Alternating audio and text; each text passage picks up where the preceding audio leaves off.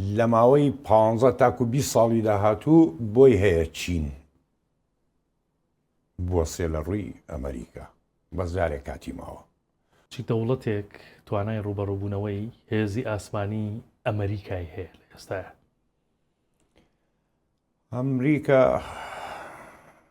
خۆم شخصی بڕوان ناکەم هیچ دەوڵەتی ئێستا توانای ئەوەی هەیە بەرامبەر بە هێزی ئاسمانی ئەمریکا بۆسیە.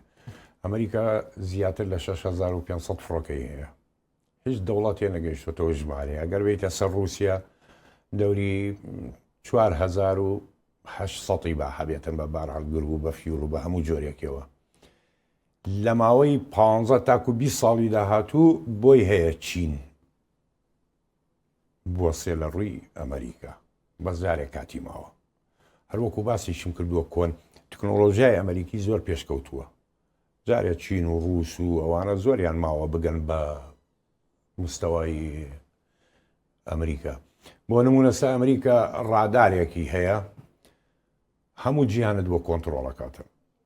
دانەیەکی لە دیاربەکرە، دانەیەکی لە ئەڵاسکایە، دانەیەکشی لە ئەمریکا خۆی داینەوە. هیچ وڵاتی ئەم سیستەمەی نییە.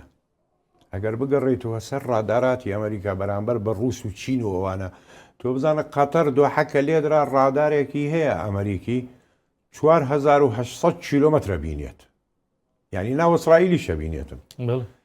هیچ وڵاتی نەگەیشتوتە ئەو توانایی کە ئەمریکا هەیەی، لەبەرەوە زۆر زەحمەتە بەرە ڕووی هێزی ئاسمانی ئەمریکا بوەستیتن.